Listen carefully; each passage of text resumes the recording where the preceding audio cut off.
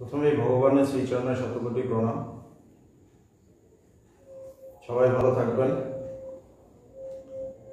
আজকে একটু কথামৃত পাঠ করি।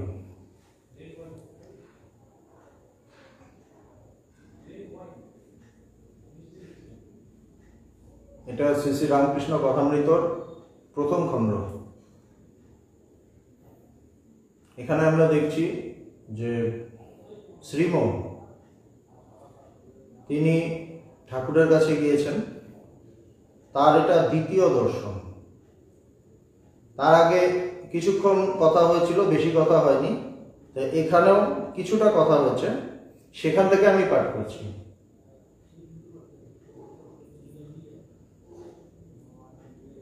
শ্রী শ্রী রামকৃষ্ণ কথামৃত তৃতীয় পরিচ্ছেদ। দ্বিতীয় দর্শন সকালবেলা 8টার সময়। ঠাকুর তখন কামাতে যাচ্ছেন। এখনো একটু শীত আছে, তাই তাহার গায়ে মোলেস্কিনের র্যাপারের কিনারা শালু দিয়ে মোড়া। মাস্টারকে দেখিয়া বলিলেন, তুমি এসেছ? আচ্ছা, এখানে বসো। এই যে ঠাকুর বলছেন তুমি এসেছ, আর সাধারণ মানুষ যে বলে তুমি এসেছ, দুটোর মধ্যে অনেক তফাৎ, ভীষণ তফাৎ। কেননা তুমি এসেছো এর মধ্যে একটা তার ভীষণ প্রেম আছে, একটা ভালোবাসা আছে, একটা আপনত্ব আছে। যেই তার কাছে যায়, যেই এরকম কোনো মহাপুরুষের কাছে যায়, তখন তার সেই ভালোবাসার টাচটা প্রথম পায়, প্রথম স্পর্শ, সেই ভালোবাসার টাচ। এই যে তুমি এসেছো, এর মধ্যে অনেক কিছু আছে। এইটা কোনো সাধারণ মানুষ ওইভাবে ঠাকুরের মতো করে বা অন্যান্য মহাপুরুষদের মতো করে বলতে পারবে না। এটার মধ্যেই সব বলছে। আচ্ছা, এখানে বসো। এ কথা দক্ষিণ পূর্ব বারান্দায় হইতেছিল, নাপিত উপস্থিত। সেই বারান্দায় ঠাকুর কামাইতে বসিলেন ও মাঝে মাঝে মাস্টারের সহিত কথা কহিতে লাগিলেন। গায়ে ঐরূপ র্যাপার, পায়ে চটি, জুতা, সহাস্যবদন। কথা কইবার সময় কেবল একটু তোতলা।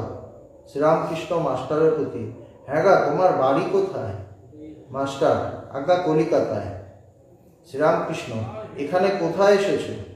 মাস্টার, এখানে বরাহনগরে বড় দিদির বাড়ি আসিয়াছি, ঈশান কবিরাজের বাড়ি। শ্রীরামকৃষ্ণ, ও, ঈশানের বাড়ি। শ্রীরামকৃষ্ণ, হ্যাঁ গা, কেশব কেমন আছে? বড় অসুখ হয়েছিল। মাস্টার, আমিও শুনেছিলাম বটে, এখন বোধহয় ভালো আছে। ঠাকুর কেশবকে খুব ভালোবাসতেন, তো সেই জন্য কেশবের কথা জিজ্ঞেস করছেন।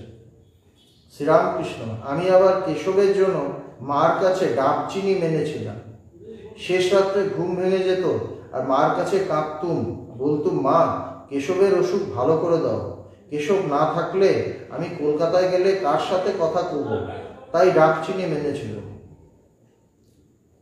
হ্যাঁ গা, কুক সাহেব নাকি এসেছে, সে নাকি লেকচার দিচ্ছে। আমাকে কেশব জাহাজে তুলে দিয়েছিল। কুক সাহেবও ছিল। মাস্টার, আজ্ঞা এরকম শুনেছিলুম বটে, কিন্তু আমি তার লেকচার শুনি নাই, আমি তার বিষয় বিশেষ জানি না। শ্রীরামকৃষ্ণ, প্রতাপের ভাই এসেছিল, এখানে কয়দিন ছিল, কাজকর্ম নাই, বলে আমি এখানে থাকবো। শুনলাম মার ছেলে সব শ্বশুর বাড়িতে রেখেছে, অনেকগুলি ছেলে পিলে। আমি বকলুম, দেখো দেখি, ছেলে পিলে হয়েছে, তাদের কি আবার ও পাড়ার লোক এসে খাওয়াবে দাওয়াবে, মানুষ করবে? লজ্জা করে না যে মার ছেলেদের আরেকজন খাওয়াচ্ছে আর তাদের শ্বশুর বাড়ি রেখে দিয়েছে? আমি অনেক বকলুম আর কর্মকাজ খুঁজে নিতে বললুম, তবে এখান থেকে যেতে চায়। ঠাকুর কিন্তু তিনি সন্ন্যাসী ছিলেন, কিন্তু তা বলে তিনি জগৎকে অবহেলা করেননি।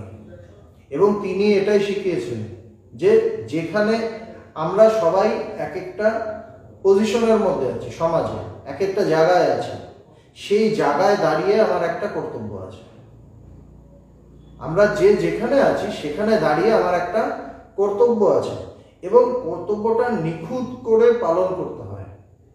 সেটা যদি আমি না করি, তাহলে আমার কাজটা ঠিকমতো হলো না, ওটা কিন্তু ধর্মও হলো না।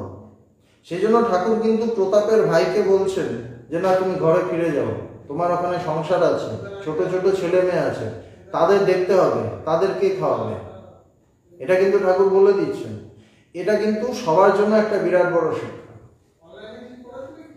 আমাদের সবার জন্য একটা ভীষণ শিক্ষা, যে নিজের কর্ম, নিজের কর্তব্যটা ঠিক মতো করতে হবে। তো সেদিন দ্বিতীয় দর্শনে এই পর্যন্তই কথা হয়েছে, বেশি কথা হয়নি। এরপরে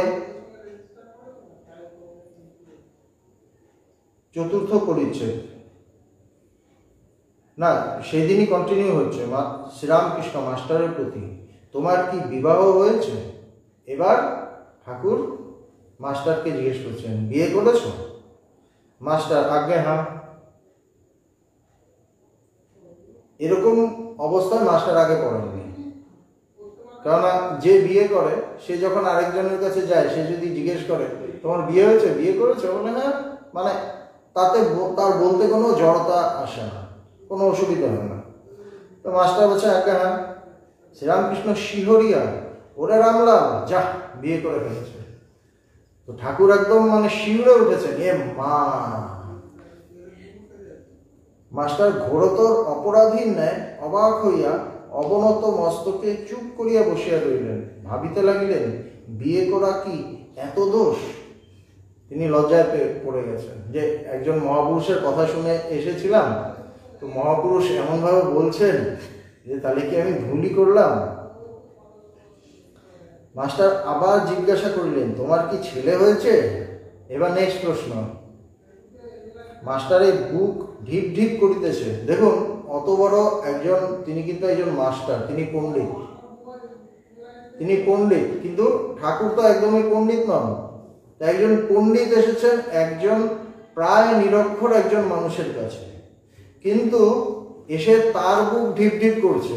কোথায় আমরা একজন বড় পণ্ডিত মানুষ কেউ এলে আমরা তাকে ফেস করতে একটু মানে সাবধানে করতে হবে, বাবা অনেক কিছু জানেন, কি না কি বলে দেবেন। তো সেখানে ঠাকুরের বুক ঢিপ ঢিপ করার কথা ছিল, কিন্তু দেখা যাচ্ছে ঠাকুরের কথা শুনে মাস্টারের বুক ঢিপ ঢিপ করছে। মানে ঠাকুর কিন্তু তাকে ডমিনেট করছেন। কিভাবে করছেন? আধ্যাত্মিকভাবে, অন্যভাবে না, প্রেম দিয়ে, তার ভালোবাসা দিয়ে। কারণ এই পজিশনে তিনি আর আগে কোনোদিন পড়েননি। বলছে যে তোমার ছেলে হয়েছে? মাস্টারের বুক ঢিপ ঢিপ করিতেছে, ভয়ে ভয়ে বলিলেন, আজ্ঞে ছেলে হয়েছে। তিনি ভয়ে ভয়ে বলছেন। মাস্টার আবার আক্ষেপ করিয়া বলিলেন, যা ছেলে হয়ে গেছে? বলছে এ মা, ছেলেও হয়ে গেছে? তিরস্কৃত হইয়া তিনি স্তব্ধ হইয়া রহিলেন। মাস্টার একদম চুপ হয়ে আছেন, এ কোথায় এলাম, ভয়ঙ্কর জায়গা। এরপরে আবার কি প্রশ্ন আসে? কোন প্রশ্ন আসে? তাহার অহংকার চূর্ণ হইতে লাগিল। এই যে কথাটা লিখেছেন, এই কথাটা খুব ইম্পর্টেন্ট কথা। এই যে লিখছেন তাহার অহংকার চূর্ণ হইতে লাগিল, তাহার মানে মাস্টারের। লিখছেন কে? মাস্টার নিজে। কথামৃত কার? তিনি নিজেই লিখছেন যে তার অহংকার চূর্ণ হতে লাগলো। এবং চূর্ণ যে হয়েছিল এই লেখাটাই প্রমাণ। এই যে তিনি লিখেছেন যে তাহার অহংকার চূর্ণ হইতে লাগিল, তার যে অহংকার ছিল না, চূর্ণ করে দিয়েছিলেন ঠাকুর, এই কথাটাতেই প্রমাণ হয়। না হলে তার যদি অহংকার থাকতো, আমার যদি অহংকার থাকে, আমি কিন্তু স্বীকার করবো না আমার অহংকার আছে। আমাদের প্রত্যেকের, প্রতিটা মানুষের অহংকার থাকে। মহাপুরুষ যারা জ্ঞানী তাদের থাকে না, সবার থাকে এছাড়া, কিন্তু আমরা স্বীকার করি না। অন্যের অহংকার আমাদের চোখে পড়ে, নিজের অহংকার আমাদের চোখে পড়ে না। সেখানে মাস্টার কিন্তু বলছেন তাহার অহংকার চূর্ণ হইতে লাগিল। কিয়ৎক্ষণ পরে ঠাকুর শ্রীরামকৃষ্ণ আবার কৃপা দৃষ্টি করিয়া সস্নেহে বলিতে লাগিলেন, দেখো এই যে এতক্ষণ যে মাস্টারের ভেতরে অনেক প্রশ্ন জেগেছে, যে কেন আমি এমন কি দোষ করেছি, একটা প্রশ্ন এসেছে। এইবার তার কৃপা দৃষ্টি পড়েছে। প্রথমে কিন্তু ভাঙতে হয়, প্রথমে চূর্ণ করতে হয়। একটা মাটির পাত্র যদি থাকে, সেটাকে যদি আবার নতুন করে বানাতে হয়, আরেকটা কিছু বানাতে হয় সেই মাটি দিয়ে, তখন প্রথমে সেটাকে ভাঙতে হয়। যদি না ভাঙি তখন আরেকটা পাত্র বানানো যাবে না। বা ওটাকে ভেঙে চূর্ণ করে, গুঁড়ো গুঁড়ো করে, তার সাথে জল টল মিশিয়ে মেখে তারপর আরেকটা পাত্র বানানো যায়। এখানে ঠাকুর কিন্তু তিনি জগৎগুরু, ঠাকুর অবতার পুরুষ। তিনি জগৎকে শিক্ষা দিতে এসেছেন, তিনি মানুষ তৈরি করতে এসেছেন, তিনি মানুষকে দেবত্বে নিয়ে যেতে এসেছেন। এবং তিনি তার প্রথম দিন থেকেই দেখা যাচ্ছে তিনি তার কাজ শুরু করে দিয়েছেন। মাস্টারকে দেখেই তিনি তার কাজ শুরু করে দিয়েছেন। অত বড় পণ্ডিত, কিন্তু ঠাকুরের কাছে তিনি কিছুই নন। কেননা ঠাকুর জানেন এই পাণ্ডিত্য বা যা কিছুই হোক না কেন, জগতে যা কিছুই আমি অর্জন করি না কেন, বিদ্যা বুদ্ধি অনেক কিছু, ঈশ্বরের কাছে কোনো কিছুই না, ব্রহ্মের কাছে কোনো কিছুই না, নিজের স্বরূপের কাছে কোনো কিছুই না। সেই জন্য, এবং এই স্বরূপকে ঢেকে রাখে কে? আমার নিজের অহংকার, আমার বিদ্যা বুদ্ধির অহংকার, আমার টাকা পয়সার অহংকার, আমার লোকের মান সম্মান, এটা এই মান সম্মান বোধ, সমস্ত কিছু সেই ভেতরে আমার নিজের স্বরূপকে, যেটা আমার নিজের আসল চেহারা, আসল রূপ, সেটাকে ঢেকে রাখে। এবং মহাপুরুষরা কি করেন, গুরুরা কি করেন? প্রথমে সেটাকে চূর্ণ করেন, সেটাকে ভাঙেন। তাতে কি হয়? ভেতরের আসল সেই যিনি লুকিয়ে আছেন তিনি প্রকাশিত হন, ভেতরে যিনি আছেন তিনি প্রকাশিত হন। আমার যে আসল চেহারা, আসল রূপ, সেটাই প্রকাশিত হয়ে পড়ে। তো এখানেও আমরা দেখছি ঠাকুর তাই করছেন। এই জন্য লিখেছেন তাহার অহংকার চূর্ণ হইতে লাগিল। কিয়ৎক্ষণ পরে, এই বেশ কয়েকটা প্রশ্নের পর একটু যখন হ্যামারিং হয়েছে, একটু হাতুড়ি দিয়ে যখন ঘা দিয়েছেন তার অহংকারের মধ্যে, অহংকার যখন একটু চূর্ণ হয়েছে, তো যখনই মাটিটা ভাঙে, তখন কি হয়? মাটিটা যখন গুঁড়ো গুঁড়ো হয়, তখনই ওটা দিয়ে আরেকটা পাত্র বানানো যায় না। তখন কি করে কুম্ভকার বা কামার? তিনি ওখানে জল মেশান। শুধু গুঁড়ো গুঁড়ো মাটির গুঁড়ো দিয়ে আরেকটা পাত্র বানানো যাবে না, ওখানে জল মেশাতে হবে। জলটা কি? তার প্রেমের জল। ভালোবেসে বলছেন, ধ্বংস করছেন, অহংকারকে হিট করছেন। এমনি যদি মানুষ হয়, অহংকারী মানুষ হয়, যদি আধ্যাত্মিক পুরুষ তার হওয়ার না থাকে, সে একটা দুটো কথা শুনে কিন্তু ছিটকে বেরিয়ে যাবে। সে বলবে কোথায় গেলাম, ভালো লাগলো না, উনি কেমন কেমন কথা বললেন। কিন্তু শ্রীমৎ, যেহেতু তিনি মহাপুরুষ হবেন, যেহেতু তিনি ঠাকুরের পার্শ্বদ, তার কিন্তু তিনি কিন্তু বসে আছেন, তার ভেতরে লাগছে একটু, কিন্তু তিনি বসে আছেন যে না, এরপরে দেখি। এবং ঠাকুর এরপরেই দেখা যাচ্ছে তার কৃপাময় রূপ। এবং ঠাকুর কি বলছেন? শ্রীরামকৃষ্ণ আবার কৃপা দৃষ্টি করিয়া সস্নেহে বলিতে লাগিলেন, দেখো তোমার লক্ষণ ভালো ছিল, আমি কপাল, চোখ এসব দেখলে বুঝতে পারি। বলছে তোমার লক্ষণ কিন্তু ভালো। কিসের লক্ষণ ভালো? আধ্যাত্মিক পুরুষ হওয়ার, জ্ঞান লাভ করার, সত্যে প্রতিষ্ঠিত হওয়ার সেই লক্ষণ, নিজেকে জানার লক্ষণ। বলছে তুমি এই পথে এগোতে পারবে, তুমি ঈশ্বরের পথে এগোতে পারবে, তুমি ঈশ্বর লাভ করতে পারবে, আমি চোখ মুখ দেখে বুঝতে পারবো। আচ্ছা, তোমার পরিবার কেমন? পরিবার মানে স্ত্রী। বলছে তোমার পরিবার কেমন? বিদ্যাশক্তি না অবিদ্যাশক্তি? আরেকটা নেক্সট প্রশ্ন।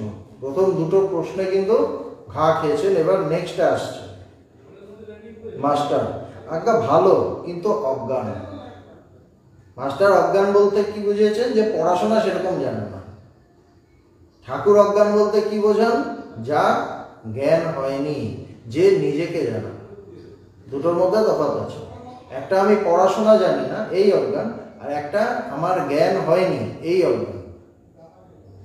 তো বলছেন যে বিদ্যাশক্তি না অবিদ্যাশক্তি? মাস্টার আজ্ঞা ভালো, কিন্তু অজ্ঞান। শ্রীরামকৃষ্ণ বিরক্ত হইয়া, আর তুমি জ্ঞানী?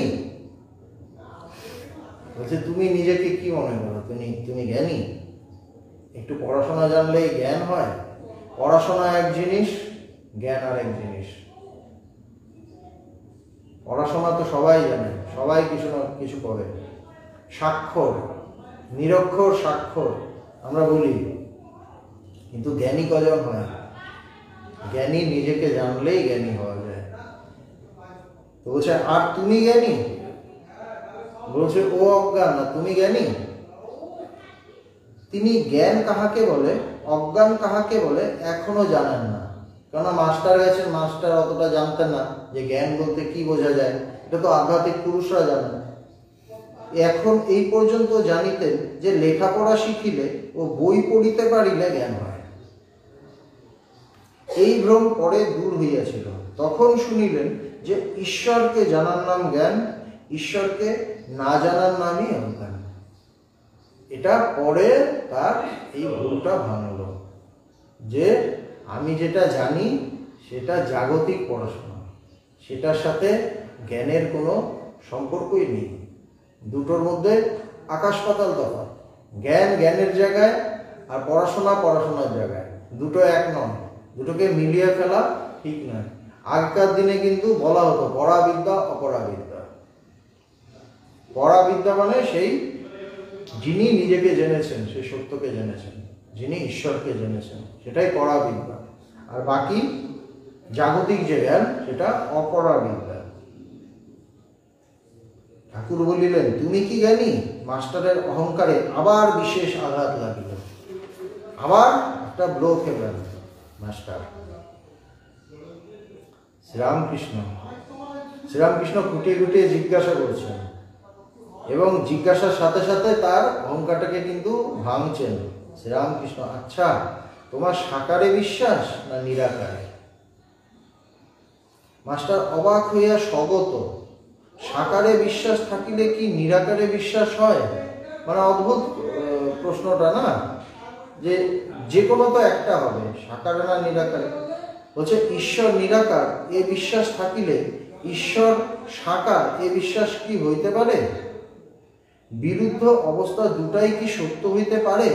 সাদা জিনিস দুধ কি আবার কালো হতে পারে? বলছে দুটো কি এক জায়গায় আসে? সাকার নিরাকার, সাদা কালো যেরকম এক জায়গায় আসে না, সাকার নিরাকার দুটোই তো একসাথে হতে পারে না। শ্রীরাম মাস্টার, আজ্ঞা নিরাকার আমার এইটি ভালো লাগে। মাস্টার বলছেন নিরাকার ভালো লাগে, মানে নিরাকারের দিকে মন, মানে ঈশ্বর কি, ঈশ্বর নিরাকার, এইটা তিনি তার এই ভাবনাটা তার ভেতরে বেশি সহজভাবে আসে। ঈশ্বর সাকার মানে কোনো একটা পার্টিকুলার রূপে তিনি আছেন, এটা মাস্টারের অতটা সহজভাবে আসতো না, নিরাকার বিশ্বাস করতেন।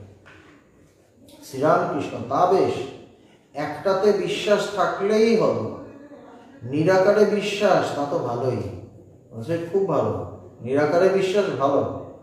তবে এ বুদ্ধি করো না যে এইটি কেবল সত্য আর সব মিথ্যা। এইটি যেন যে নিরাকারও সত্য আবার সাকারও সত্য, তোমার যেটি বিশ্বাস সেইটিই ধরে থাকবে। আর একটা কথা, নতুন কথা, দেখুন একজন অত বড় পণ্ডিত, তিনি এসে মানে ঠাকুর যাকে সবাই পাগলা বামন বলে সেখানে, সেই অঞ্চলে, সেখানে তিনি এসে নতুন নতুন অনেক কিছু শিখছেন, নতুন নতুন অনেক কিছু শিখছেন। এবং এটা একটা নতুন কথা শুনলেন যে নিরাকার সাকার দুটোই সত্য, নিরাকারও সত্য আবার সাকারও সত্য, তোমার যেটি বিশ্বাস সেইটি ধরে থাকো। তোমার যেটা বিশ্বাস সেটাই ধরে থাকো, সেটা নিয়ে থাকো, কিন্তু এটা ভেবো না যে অন্য কেউ যদি বলে সাকার সত্য সেটা ভুল কথা, এটা ভেবো না। মাস্টার দুই সত্য এই কথা বারবার শুনিয়া অবাক হইয়া রইলেন। এটা অবাক হওয়ার মতোই কথা। এ কথা তো তাহার পুঁথিগত বিদ্যার মধ্যে নাই, বইয়ে তো এই কথা পাননি, সাকারও সত্য নিরাকারও সত্য।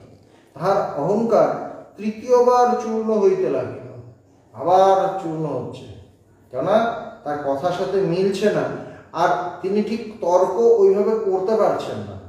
তিনি বুঝছেন যে যিনি বলছেন তার মধ্যে একটা ভীষণ সত্য, কোথাও একটা দাঁড়িয়ে তার ভেতরে একটা কিছু সত্যের ব্যাপার আছে, এইটা তিনি বুঝছেন ভীষণভাবে। সেই জন্য তিনি বলতে পারছেন না যে আপনি এটা কি কথা বললেন। আমরা দেখি না কিছু হলেই আপনার কথা মানতে পারলাম না, এই ধরনের, কিন্তু উনি বলতে পারছেন না, কিছু যেন ওনাকে চুপ করিয়ে দিয়েছে। তিনি একটা একটা করে বলছেন আর ঘা খাচ্ছেন। এইগুলো হয় মহাপুরুষের কাছে, এক একজন এক একভাবে যায়। যার একটু বিদ্যা বুদ্ধি বেশি থাকে, অনেক সময় তার অহংকার এরকমভাবে চূর্ণ হয়। এটা হয়, এটা আমরা দেখেছি, এটা হয়। তাহার তৃতীয়বার অহংকার চূর্ণ হইতে লাগিল, কিন্তু এখনো সম্পূর্ণ হয় নাই, মানে আরেকটু বাকি আছে, পুরো চূর্ণ, পুরো গুঁড়ো গুঁড়ো হয়নি, একটু মানে ভেঙেছে, টুকরো টুকরো হয়ে ভেঙেছে, গুঁড়োটা হয়নি, পেস্ট হয়নি।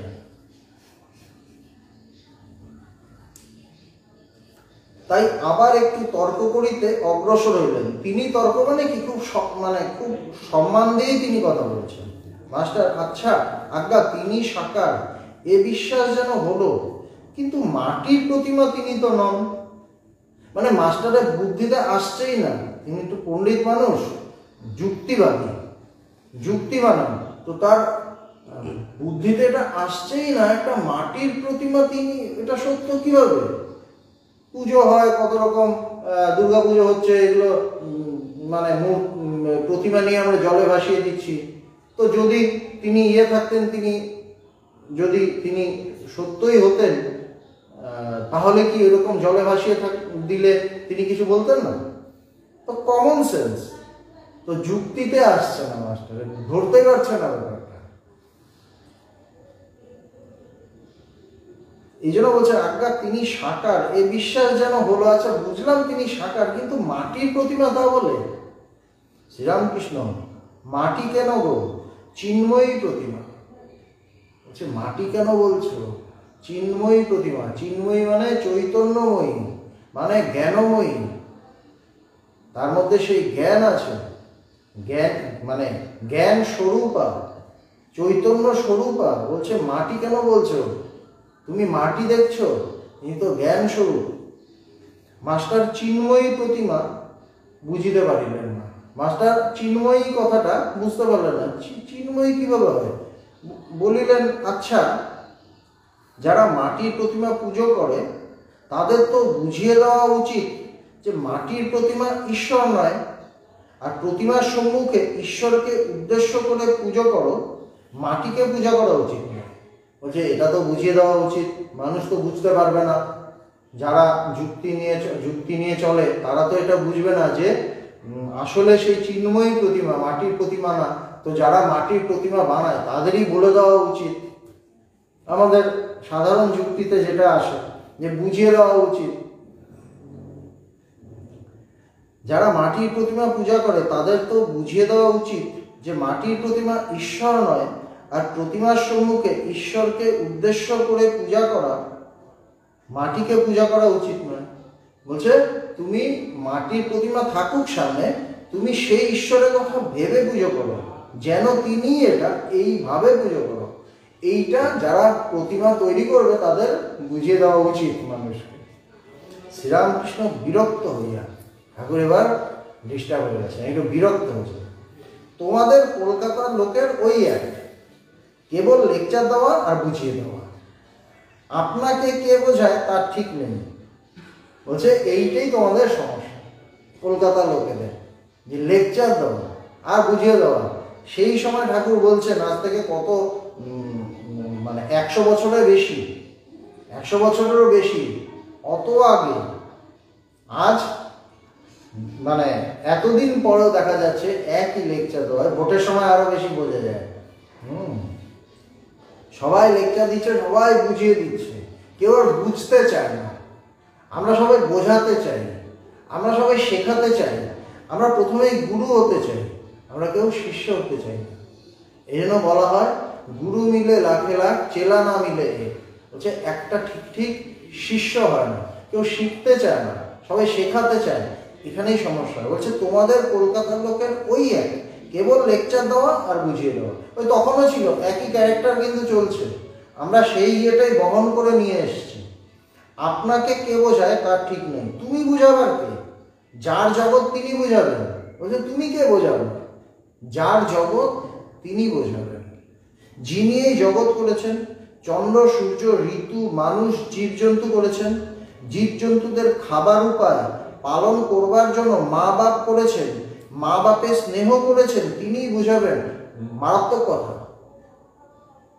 বলছে কে বোঝাবে? তিনি বোঝাবেন, যিনি এই পুরো বিশ্ব ব্রহ্মাণ্ড করেছেন, চন্দ্র সূর্য ঋতু মানুষ জীবজন্তু করেছেন, আমাদের প্রত্যেককে বানিয়েছেন।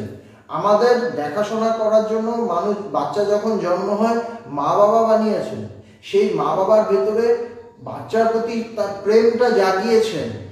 গতকাল মাদার্স ডে ছিল, তাই না? এবং হোয়াটসঅ্যাপ ভরে গেছে মাদার্স ডেতে। কিন্তু কি বলছেন, মা বাপের স্নেহ করেছেন তিনিই বুঝাবেন। এই যে মায়ের ভেতর মাতৃত্ব, কে দিল ওটা? মায়ের ভেতর যে মাতৃত্ব, এই যে তার সন্তানের প্রতি এত ভালোবাসা, নিজে মরে গিয়েও তাকে বাঁচিয়ে রাখার যে ভালোবাসা, সেটা কে দিল? ভেতর থেকে এমনি চলে এসছে? কেউ তো ঠেলেছে। সে কে? এইটা আমরা ভাবতে পারি না। আমরা কি বলি যে মায়ের মাতৃত্ব, বাবার পিতৃত্ব, সত্যি এটা বিরাট, কিন্তু কে দিয়েছেন? একটা বহু আগে একটা গান শুনেছিলাম ইয়েসুদাসের, যে জিসকি রচনা ইতনি সুন্দর वो कितना সুন্দর होगा। বলছে যার রচনা এই বিশ্ব ব্রহ্মাণ্ড এত সুন্দর, তাহলে তিনি কত সুন্দর। আমরা বিশ্ব ব্রহ্মাণ্ড সুন্দর ওইখানে এসে আটকে যাই, যার রচনা তিনি কত সুন্দর এই প্রশ্নটা করি না। এই প্রশ্ন থেকে আধ্যাত্মিকতা শুরু। নরেন্দ্রনাথ গেলেন, ঠাকুরকে জিজ্ঞেস করছেন আপনি ঈশ্বরকে দেখেছেন? এখান থেকে আধ্যাত্মিকতার কিন্তু শুরু হয়। তো বলছেন যিনি এত উপায় করেছেন আর এই উপায় করবেন না। আমরা তো ঈশ্বরকে জানি না, আমরা সেই সত্যকে জানি না, সেই জন্য তিনি যে আছেন এটা আমরা বুঝতে পারি না। কিন্তু ঠাকুর তো সেই জায়গায় প্রতিষ্ঠিত। তিনি ঈশ্বরকে ডেকে, ঈশ্বরকে ভালোবেসে, তিনি দেহধারী, মনুষ্য দেহধারী স্বয়ং ঈশ্বর হয়ে গেছে। সেই জন্য তিনি বলছেন, ঠাকুর স্বয়ং ঈশ্বর হয়েই যেন ঈশ্বরের কথা বলছেন। সেই জন্য এটা সবাই শুনছে, সবাই বুঝছে, সবার ভাল লাগছে। শ্রীম আটকে যাচ্ছেন, তার ভাল লেগে যাচ্ছে, তিনি ঠাকুরের প্রেমে পড়ে যাচ্ছেন। বলছেন যিনি এত করেছেন তিনি বুঝবেন না? তিনি সব উপায় করবেন, তোমার অত ভাবার কি আছে? তিনি তো অন্তর্জামী। যদি ওই মাটির প্রতিমা পূজা করাতে কিছু ভুল হয়ে থাকে, তিনি কি জানেন না? তাকেই ডাকা হচ্ছে। তিনি কি জানেন না? তিনি ওই পূজাতেই সন্তুষ্ট হন। ওর জন্য তোমার মাথা ব্যথা কেন? বলছে তুমি কেন ভাবছ? তিনি ওই পুজোতেই সন্তুষ্ট। একটা বাচ্চা যখন ম্যা করে চেঁচিয়ে কেঁদে ওঠে, তখন কিন্তু মা দেখে না যে মা উচ্চারণটা ঠিক হলো না, সে কিন্তু ছুটে এসে কোলে তুলে নেয়। সে যখন করে কেঁদে ওঠে, তখন সে কিন্তু মা ছুটে এসে কোলে তুলে নেয়। মা কিন্তু বানায় ভালো করে বল, আমাকে ঠিক মতো বল, নাহলে আসবো না। একটা মানুষকে যদি তার একটা নাম থাকে, আমি যদি অন্য নামে ডাকি, সে রেসপন্স করবে? করবে না, খেপে যাবে। এটা আমার নাম নয়, এটা নাম, ভালো করে বলুন। কিন্তু মা কি বাচ্চা যখন হাওয়া করে কাঁদে, তার মধ্যে মায়ের নাম তো থাকেই না, মা শব্দটাও ঠিক মতো থাকে না, তাহলে কি মা আসে না? মা এসে জড়িয়ে ধরে কোলে তুলে দেয় না? সেই জন্য যিনি ঈশ্বর, তিনিই মা, আসল মা। তিনি কি আমার ডাক বুঝবেন না? আমি যদি মাটির প্রতিমাই পুজো করি, ভক্তির দিয়ে করি, তিনি কি বুঝবেন না যে ও আমাকে ভালোবাসে? তুমি যাতে নিজের জ্ঞান হয়, ভক্তি হয়, তার চেষ্টা করো। ঠাকুর একদম ক্রিম কথা বলে দেবেন। এটা কিন্তু ঠাকুর শ্রীমকে বলছেন, আমাদের প্রত্যেককে বলছেন। আমরা প্রত্যেকে অনেক কিছু জানি, অনেক কিছু বুঝি, এবং সেটা নিয়ে আমাদের যথেষ্ট গর্বও আছে। আমি অনেক বই পড়েছি, অনেক করেছি। শ্রীম অনেক বই পড়েছিলেন, কিন্তু শ্রীমর কিন্তু সমস্ত অহংকার চূর্ণ করে দিয়ে বললেন, তুমি নিজের জ্ঞানের চেষ্টা করো। যত জগতের মঙ্গলের কথা ভাবছো, আগে নিজের মঙ্গল করো। আত্মন মোক্ষার্থম জগতিতায়। প্রথমে আত্মন মোক্ষার্থম, নিজেকে জানো, তারপর জগতের হিত, জগৎ কল্যাণ। আমি যদি নিজের কল্যাণই না করতে পারি, আমি জগতের কি কল্যাণ করব? এটা কিন্তু ঠাকুর বলে দিলেন যে তুমি যাতে তোমার নিজের জ্ঞান হয়, ভক্তি হয়, তার চেষ্টা করো। জ্ঞান দিতে যেও না, লেকচার দিতে যেও না।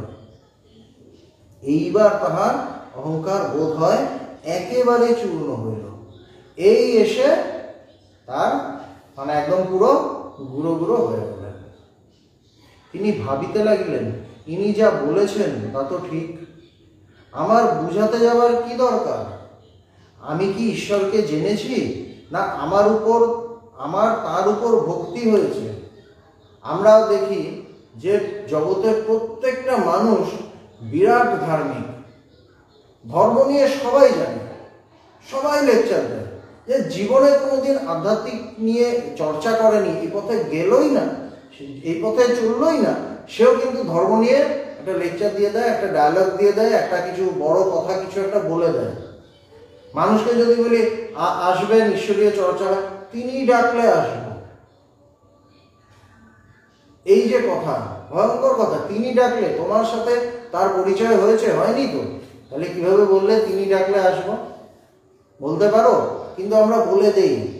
এখানে কিন্তু ঠাকুর শ্রীমকে যেটা বলছেন আমাদের প্রত্যেককে বলছেন, এবং আমাদের প্রত্যেকের ভাবা উচিত আধ্যাত্মিকতা নিয়ে আমি কি সত্যিই কিছু বুঝেছি? যতক্ষণ না আমার জ্ঞান হয়, যতক্ষণ না আমার উপলব্ধি হয়, যতক্ষণ না আমার ঈশ্বর লাভ হয়, ততক্ষণ আধ্যাত্মিকতা নিয়ে আমি কিছু বুঝিনি। এইটা বুঝতে হবে প্রথমে। তিনি ভাবছেন, ঠাকুরের কথায় কিন্তু তিনি চিন্তায় পড়ে গেছেন, এবং তিনি বুঝছেন যে ঠিক বলেছেন উনি, আমি ভুল ছিলাম। বলছেন তা তো ঠিক, আমার বুঝাতে যাওয়ার কি দরকার? আমি কি ঈশ্বরকে জেনেছি, না আমার তার উপর ভক্তি হয়েছে? আপনি সুতে স্থান পায় না, শঙ্করাকে ডাকে। বলছে নিজেরই শোয়ার জায়গা নেই, আরেকজনকে ডাকছে। জানি না শুনি না পরকে বুঝাতে যাওয়া বড়ই লজ্জার কথা ও হীনবুদ্ধির কাজ। এ কি অঙ্কশাস্ত্র, না ইতিহাস, না সাহিত্য যে পরকে বুঝাবো? এ তো ঈশ্বর তত্ত্ব। তো এটা তো আর অঙ্ক ইতিহাস এসব না, ভূগোল বিজ্ঞান নয়, এটা স্বয়ং ঈশ্বর তত্ত্ব। ইনি যা বলেছেন মনে বেশ লাগছে। ঠাকুরের শ্রীমর কিন্তু অহংকার চূর্ণ হয়েছে, চূর্ণ হওয়ার পরও কিন্তু তার ভাল লাগছে, চূর্ণ হয়ে যাওয়ার পরও কিন্তু ভাল লাগছে। তিনি বুঝছেন যে ঠিক জায়গায় এসেছেন, ঠিক জায়গায় এসেছেন, কিন্তু সামনে যিনি বসে আছেন তিনি কিন্তু তাকে চূর্ণ করেছেন, হিট করেছেন। কিন্তু ইনি ঠিক ঠিক সত্যকে জানতে চেয়েছিলেন, সত্যকে বুঝতে চেয়েছিলেন, তার অহংকারে বেশি লাগেনি। এই জন্য অন্য মানুষ হলে বলবে তো কি কথা বলে আমি চলে যাচ্ছি, তিনি বললেন না, মনে বেশ লাগছে, তার ভালো লাগলো, চূর্ণ হয়েও ভালো লাগলো, হেরে গিয়েও ভালো লাগলো, হেরে গিয়েও জিতে গেলেন। ঠাকুরের সহিত তাহার এই প্রথম ও শেষ তর্ক। এই হলো আধ্যাত্মিক পুরুষ। প্রথম দিন এই যে একটু তর্ক, একটু কথা, কিন্তু এরকম বলেছিলেন, এরপর থেকে কোনোদিন ঠাকুর যা বলেছেন ইয়েস, যা বলেছেন ইয়েস। প্রথম দিনই বুঝে গেছেন ঠিক জায়গায় এসে পড়েছি, এবার আমার মাথাটা সেখানে পায়ে ফেলতে হবে। এবং তারপর তার পুরো মাথা ঠাকুরের পায়ে পড়ে গিয়েছিল, আর কোনোদিন ওঠেনি। ঠাকুরের পা সবসময় তার মাথার উপরই ছিল। এই শেষ তর্ক। শ্রীরামকৃষ্ণ, তুমি মাটির প্রতিমা পূজা বলছিলে, যদি মাটিরই হয় সে পূজাতে প্রয়োজন আছে। ঠাকুর আবার পরিষ্কার করে দিচ্ছেন, তুমি তো মাটির প্রতিমার কথা বলেছিলে, যদি মাটিরও হয় তারও প্রয়োজন আছে। নানা রকম পূজা ঈশ্বরেরই আয়োজন করেছেন। বলছে তিনি স্বয়ং আয়োজন করেছেন। কেন করেছেন? দরকার আছে। কি দরকার? যার জগৎ তিনিই এসব করেছেন অধিকারী ভেদে, যার পেটে যা সয় মা সেইরূপ খাবার বন্দোবস্ত করেন। এইটাই মূল কথা। একটা বাড়িতে 5 জন ছেলে, এই যে বলছেন এক মার 5 ছেলে, বাড়িতে মাছ এসেছে, মা মাছের নানা রকম ব্যঞ্জন করেছেন, যার পেটে যা সয়। কারোর জন্য মাছের পোলোয়া, কারোর জন্য মাছের অম্বল, মাছের চচ্চড়ি, মাছ ভাজা, এইসব করেছেন, যেটি যার ভালো লাগে, যেটি যার পেটে সয়। বুঝলে মাস্টার? আজ্ঞা। এতক্ষণে ঠাকুর পুরো কথাটা পরিষ্কার করে বোঝালেন। তার আগে কিন্তু তাকে চূর্ণ করছেন এবং দেখছেন ও নিতে পারছে কিনা, দেখছেন ও নিতে পারছে কিনা, দেখছেন যে নিতে পারছে। এইবার তাকে বুঝিয়ে দিলেন। এই যে মাস্টার এতক্ষণ ধৈর্য ধরে বসেছিলেন, তার ফল লাস্টে পেলেন। কি সুন্দর করে বুঝিয়ে দিলেন। বলছে কি, মা বাড়িতে মাছ এসেছে, 5টা ছেলে, 5 জনের 5 রকম ভাল লাগে, বা 5 জনের 5 রকম পেটে সয়। মা সবার জন্য আলাদা করে বানাচ্ছেন। কারো কালিয়া ভাল লাগে, সে এসে দেখছে মা ঝোল বানাচ্ছে, সে বলছে কেন ঝোল বানাচ্ছ? আমার কালিয়া ভালো লাগে, আমি ঝোল খাবো না। দেখ ওই ওই তুলে দেখ, ওখানে তোর জন্য কালিয়া বানিয়ে রেখেছি। দেখছে হ্যাঁ তাই তো, ওর জন্য আছে। আরেকজন এসে বলছে আমার মাছ ভাজা ভালো লাগে, আমার অন্য কিছু ভালো লাগে না, ওই দেখ ভেজে রেখেছে। ঈশ্বর সবার জন্য ব্যবস্থা করেছে। আমি শুধু নিজেরটা ভাবি, সেই জন্য আমি চাই সবকিছু আমার মনের মতো করে হবে। কিন্তু তিনি জানেন এই সবাই আমার সন্তান, তিনি সবার কথা ভাবেন, সব রকম ব্যবস্থা করা আছে। আমার যেটা দরকার নিয়ে নিই। আধ্যাত্মিকতা হলো সমুদ্রের জলের মতো, সমুদ্রের মতো। আমার যতটা জল আমি নিয়ে নিই না, কোনো অসুবিধা নেই। আমি নিলাম বলে আরেকজনের কম পড়বে না, বা আরেকজন নিল বলে আমার কম পড়বে না, এটা জানতে হবে। এটাই আধ্যাত্মিকতা। প্রথম দিনই ঠাকুর শ্রীরামকৃষ্ণদেব অবতার বরিষ্ঠায়, অবতার পুরুষ, তিনি তার পরম ভক্ত শ্রীমকে মাস্টার মশাইকে বুঝিয়ে দিচ্ছেন, তার অহংকার চূর্ণ করছেন এবং তাকে আধ্যাত্মিক জগতের গভীর জ্ঞানের দিকে ঠেলে দিচ্ছেন। যা একসময় আমরা জানি যে তিনি একসময় বিরাট বড় মহাপুরুষ হয়ে উঠেছিলেন। এবং এই যে শ্রী শ্রী রামকৃষ্ণ কথামৃত তিনি লিখে গিয়েছেন, এটা কোটি কোটি মানুষ পড়েছে, তাদের জীবন পাল্টেছে এবং পাল্টাচ্ছে। অবতার পুরুষের এটাই টাচ, এটাই তার স্পর্শ। সুতরাং আমাদেরও যেন এই অহংকার চূর্ণ হয়, আমরা নিজেরা সব কিছু জানি এটা যেন না ভাবি, এবং বিনীতভাবে আমরা যেন মহাপুরুষের কাছে যাই। মহাপুরুষের কাছে গিয়ে আমরা যেন সেই জ্ঞানের জন্য, ঈশ্বর লাভের জন্য, নিজেকে জানার জন্য চেষ্টা করি। আজ এইটুকু বলেই শেষ করলাম। সবাই ভালো থাকবেন। জয় ভগবান।